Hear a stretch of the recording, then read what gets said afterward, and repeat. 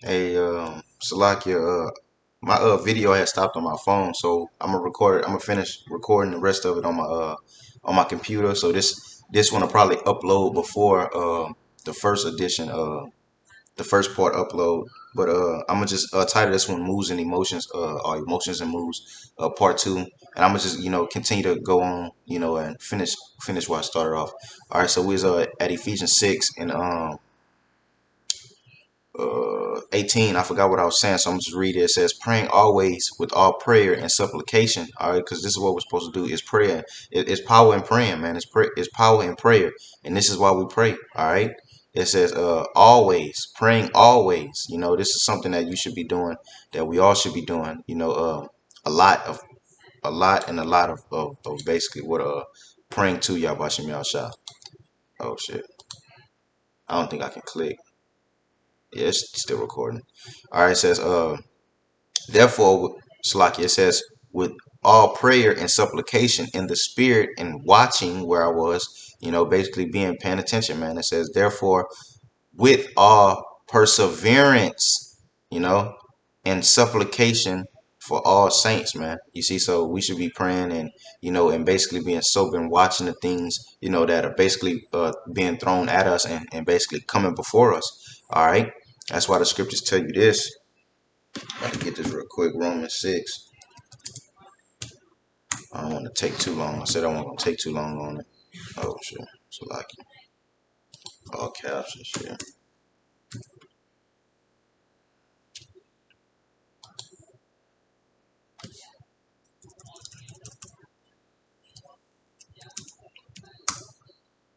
All right, come on. Let me put the camera back up so I can make sure it's recording. All right. This is Romans 6 and verse. Let me see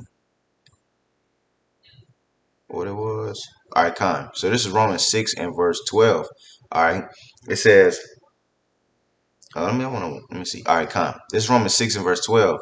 It says, let not sin, all right, therefore reign in your mortal body, that ye should obey it in the lust thereof. So it's basically telling you what? Don't let sin, all right, because we understand that sin and everything with sin, all right, is basically the same thing as what basically the flesh. You don't want to let flesh and your emotions, moods, thoughts, whatever it is that come before you, you don't want to let these things reign. Reign basically means take control.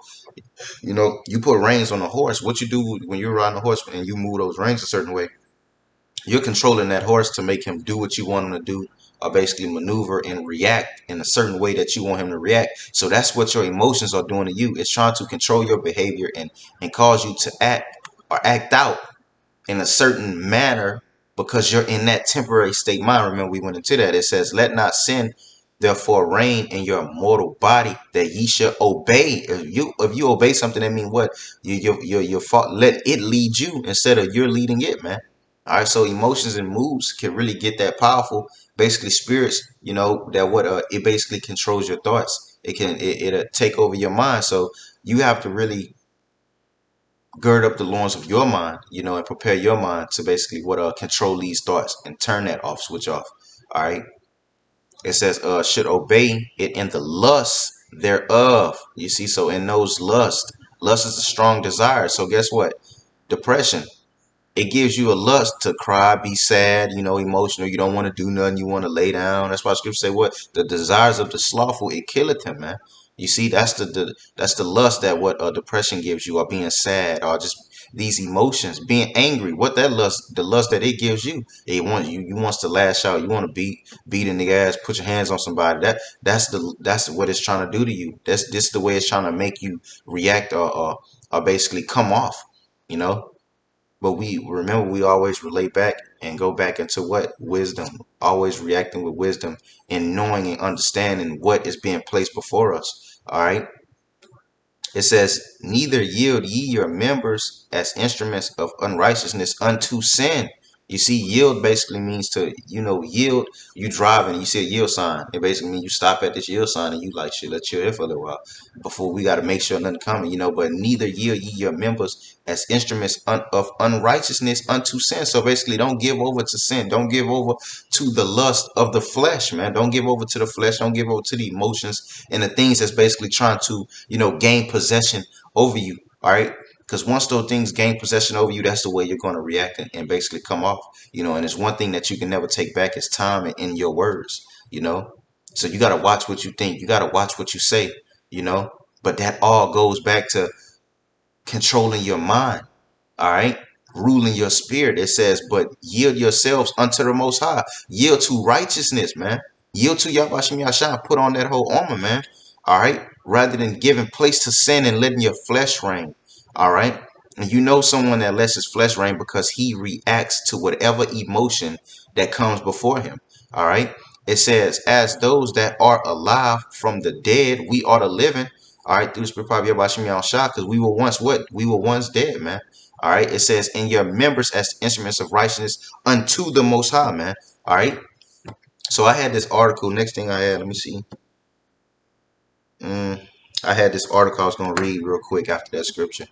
It ain't going to be too long. I'm going to read this article right here. It says, although it's going into your moods and what basically your thought process and what controls moods and how everything works. All right, so I just picked a little section that I wanted to read. It says, although it may sometimes feel like they strike us out of the blue, because it is, and we understand, like we said before in the first part of the video, that we understand and know that Satan is coming from all avenues, man. He's seeking to sift us, and what more way to sift someone other than taking over and basically controlling their mind. All right. It says, strike us out of the blue. Emotions unfold over time. You see, but it unfolds over time. So sometimes, you'll be chilling and one day you'll get this emotion, then the next day it'll be on you stronger than it was the day before, and it just continues to roll over and unfold and get stronger and stronger, and then by the time it's that strong, that's when the human mind finally, processes that this is the emotion or the mood that's on me right now, and now I need to get it off of me. But it's so strong so that it's hard for you to maneuver that emotion or get that mood off of you in that time, because you didn't actually let it build up and you let time go by, and you don't ever want to let time go by. And that's why it says you must catch it, and basically watch, be vigilant, because it's all revenues, and we're being attacked from everywhere, in its truth, in this world here today, at this moment is something that's basically set to basically come before you, man. And this picture right here is a stick man holding up, he's screaming no, he got a door, and on the other side of that door is fear, but what? Well, fear is a powerful thing. So, because when fear comes before you, it's hard to get that off of you, But guess what? It takes over once it build up. If you let something build up, you build up weights. If you take 25-pound weights, 25 pounds not really heavy in the weight room, but if you stack those weights up and keep stacking those weights up, it's going to get heavy, and it's going to get hard to push that up. It's going to get hard to throw that over, man. So you don't ever want to let emotions and things like that basically build up upon your spirit and upon your mind like that. You want to catch it, and that's why the scriptures say watch and be sober, because you never know how Satan is going to approach you, or basically which angle or these darts are coming from. Like we read, it says according to the process module of emotions regulation. So how to basically regulate your emotions. It says we can interfere with emotional processes at different points. So at different points, what I was just saying, we can interfere. So sometimes you'll feel it if you're watching and you're being sober and you're paying attention, through the spirit, you'll actually catch a emotion or catch something before it even, takes off. So if someone do something to piss you off, or something comes before you to aggravate you or to tempt you, you catch it. If you're paying attention, you catch it when it comes, because you actually understand and know where it's coming from, rather than a person that's not really paying attention. So the moral story is we must continue to watch, man. All right. Watch our surroundings, or watch things that are basically going on, in the world, because, well, guess what? If a spirit jumps on someone over here, that same spirit, well, guess what? It can travel. You know, it says interfere with emotional processes. It says at different points. So at different points, it just depends on whatever point that you catch this emotion at, or fear.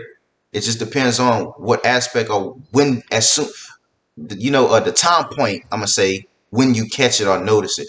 Depends on, how easy or how difficult it'll be to get it off of you, or to basically put a halt or stop to it. And our duty is to do the will of Yabashim Shai. And guess what? Knowing that what it's not going to be just handed to us, it's not just going to be easy. That reward is not just going to be easy to receive. It's something that we have to go through. And guess what? The best way to see a hurdle is to actually look at it. The best way to jump over that hurdle is to see it, you know. So while we're running, we must see these obstacles while they're forming, and the best way to do it is to stop it while before it basically builds up to be something it should have never got to in the first place. It's like anger or just a confrontation in general. When you read the scriptures tell you to spit on that fire rather than basically letting, just right paraphrasing it, basically letting the fire kindle. All right, it says and basically what it means by spit on it is dissolve the situation rather than adding fuel to the fire and making things worse than what it should or had to be. So that all goes with emotions and moods and things that you let basically attack you in a certain way. It says process at different points during the emotion generation timeline using different strategies. So it's a timeline. All right. It says, for instance, before the emotional reaction is activated. So before you react, it says we can target the selection and modification of the situation. You see, so of the situation, you can modify something. All right. You can catch it, before you actually react to it is basically what it's telling you. So don't, it says, for example, avoiding dreaded situations. We could avoid dreaded situations by what? Our action, and we understand and know that every action has a reaction, you know. Anything that you put in is what you're going to receive, and that's why it's a good thing to not put negativity into the universe, because we understand and know that what you're going to receive this negative energy back in some way, form, or fashion. If you're a negative person, you have negative thoughts, guess what? You're going to receive negative outcomes and outlooks upon yourself. It says, and sometimes, by you being such a negative person, you look upon yourself as if you're negative. Not as if you're negative because you are the negative person, but it gives you negative aspects, or of yourself, and that'll put you in a bad emotion. So emotions and moods are a dangerous game. So is your mind. It says our attention to the situation, for example. So it's all about the attention that you give something. Like we were saying, throwing those fire darts that are coming. You can't give too much attention over here and too much attention over here, because we're still focused on the main thing. We're still focused on Yabashim Shah, which is ahead, the kingdom that is ahead. You don't want to give too much attention to these certain situations, because these certain situations and moods and emotions will begin to be something more than what it had to be in the first place. It says, for example, looking somewhere else. So basically having your attention somewhere else. What we're doing, we're looking someone else. We're looking somewhere else. It says, and that looking is not saying, just turn your face and just look over here, look away from the problem. It's saying don't focus on the problem. Focus on, on this journey. We must focus on the destination. Focus on what's ahead, man. All right. It says, and the way we frame its meaning. So the way you frame it, or the way your outlook on something, man, it plays a key factor. It says, for example, downplaying negative events. We must downplay those things, and this is how we catch and alter emotions and basically moods and things that try and come before us. It says once the emotion is on its way, we can catch something before it's on its way, man. It says we can alter our behavior. We can alter our behavior or psychological response. What's your psychological response? Your mental response, man. You control your behavior. Your behavior is what? The way you react, your actions, man.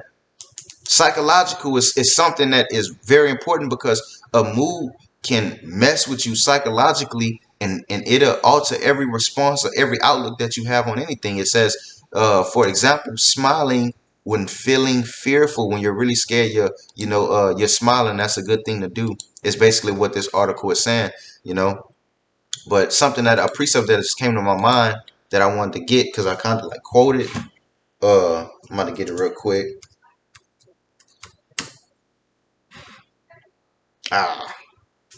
What it is? 5. Okay. I tried to find it on here. Salakia. I'm about to get it right here.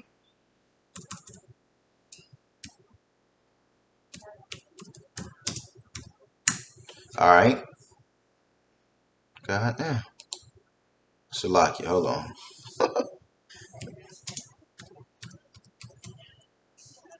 All right, Con. I'm about to get it right here. You got to get that baby to load up. All right. So this is 1 Peter 5 and 8. All right. It says, matter of fact, I'm going to go up. I'm going to read them 6. It says, humble yourselves, and humbleness plays a big key. It says, and humble, actually goes back to basically being humiliated. So we react to humiliation.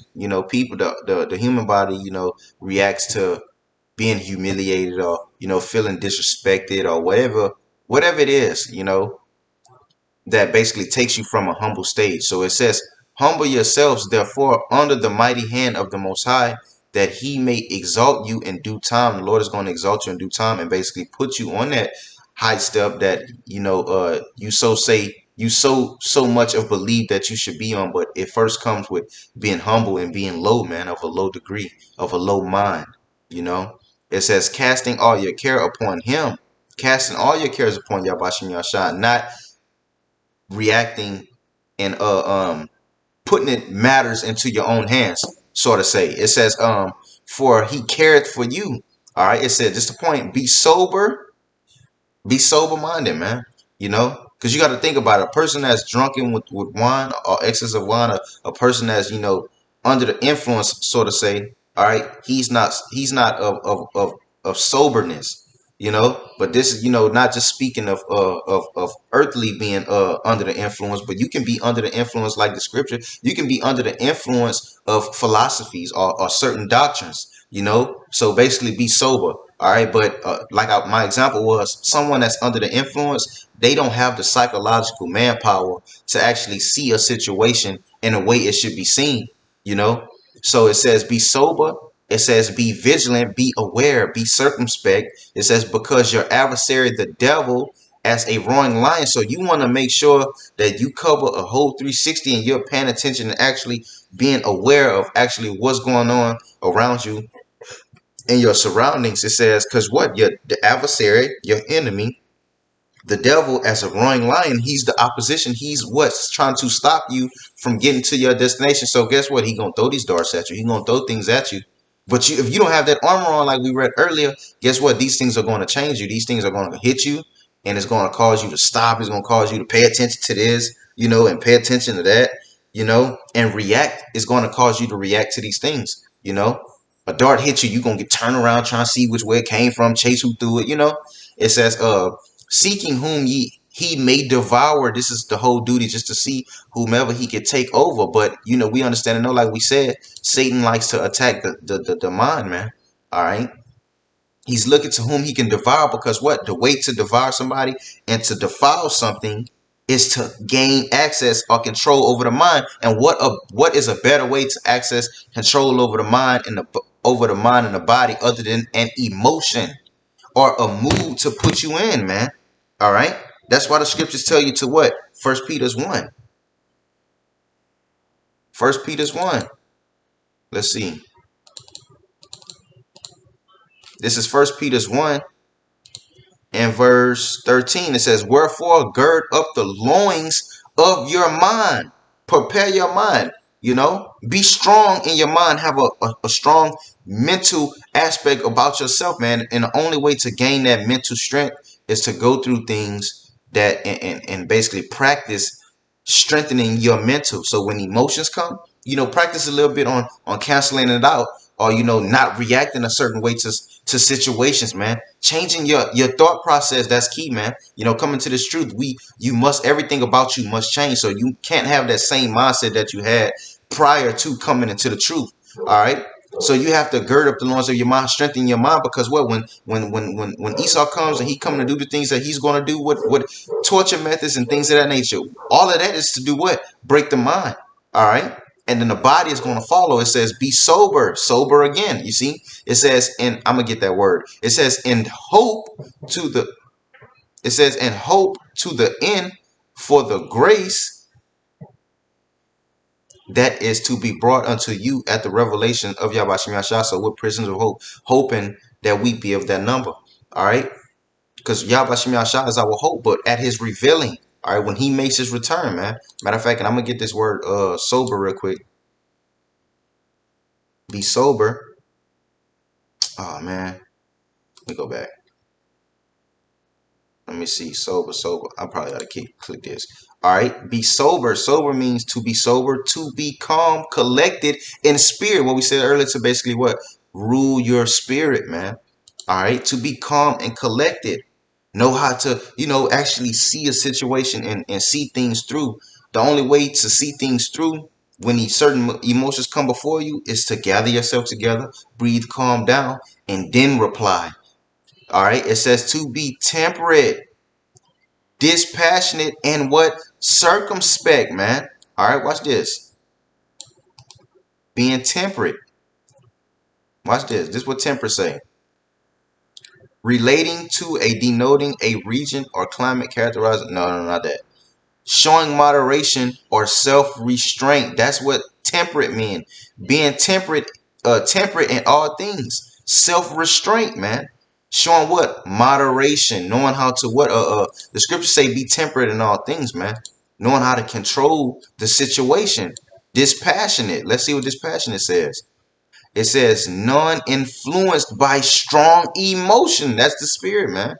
All right. Emotions and moods don't influence your behavior, because what? You have a sober mind. All right. It says not influenced by strong emotions. So that means emotions, like we said before, man, emotions are powerful. Emotions can get strong, man. It says, and so able to be rational and impartial, man. You see? Knowing how to control a situation, and we all know what being basically what it said, what circumspect, man. You see, because depression and all of these different moves can basically actually take your mind away, and that's why the scriptures say what it say, how I want to quote it. It say, I don't want to butcher it. It say edify or exhort each other today, lest it be any of you of a spirit of unbelief in departing from Yahweh Shem Yahshai. And guess what? That comes from a certain emotion, all right? And you actually letting it basically or gain possession over your mind. This is Matthew 24:47. It says, verily I say unto you that he shall make him rule over all his goods. But right here, verse 48 is what I meant to read. Salakia. It says, but, and if that evil servant shall say in his heart, all right, we know what we're going to receive, all right, at the end of this thing. But if that evil servant shall say in his heart, that means he's an evil servant because his heart, his mind is evil. His mind is corrupt. His mind is wicked. He doesn't have a sober mind. That depression, or not even going to say depression, that emotion that's controlling his mental thought, it makes him evil because emotions have certain lust. You see, it says, my Lord delayeth his coming. What will make a man say that? His mental thought. And what will make his mental thought think on that playing field is his emotion, or what his, and not only his emotion, but the mood that Satan throws at him, or the mood that he lets overtake basically his mind, his heart, or basically his body, and we understand and know that what the scriptures tell you in Jeremiah 7, I think it's 17. All right, this is Jeremiah 17 and verse 9. It says, let me see.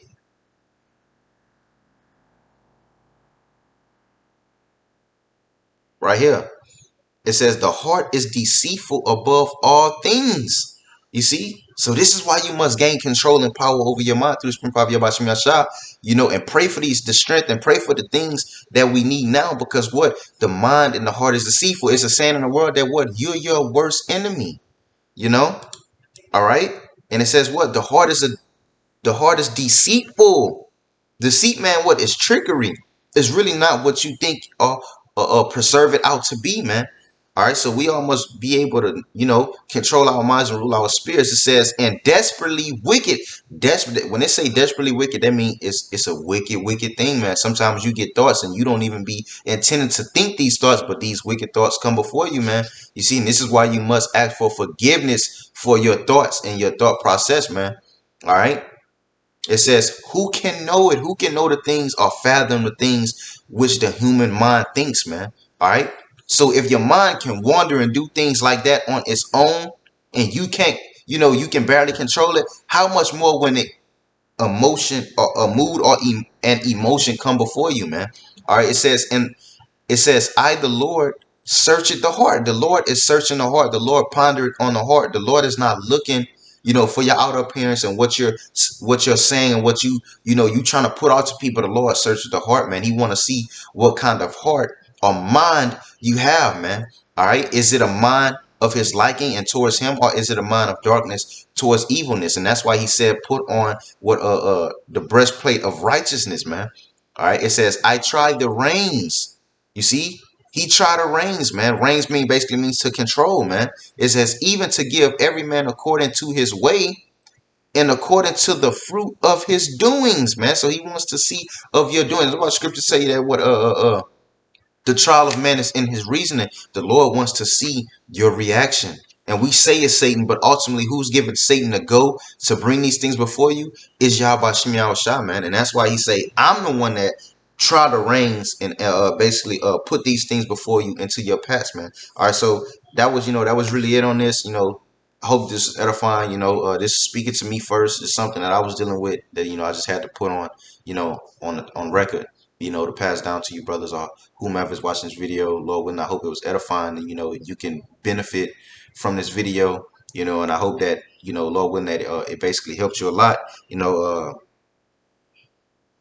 I'm just ended off with that and just knowing that just to put it out there that what can hack your mind is emotions, and you must tie down and buckle down on these things, man, and basically pray to Yahweh Shem Yahshua. And we read it. It said pray constantly, because the days are evil, the times are evil, and we are in an evil place, and this is why we sigh and cry, man. All right, basically for the abominations and things that we go through, being plagued with in the flesh, and everything that we see and everything that's brought before us, man. All right. So Lord willing, this was edifying. I'm gonna give all praise, honor, and glory to Yahweh, Ba'ashem, Yahweh Shah, Ba'ashem Kakadash, Natham Mashnaka Balaskom, Shasharala, and Wa Shalom, Oplabakia, Shasharala. Till next time, Shalom.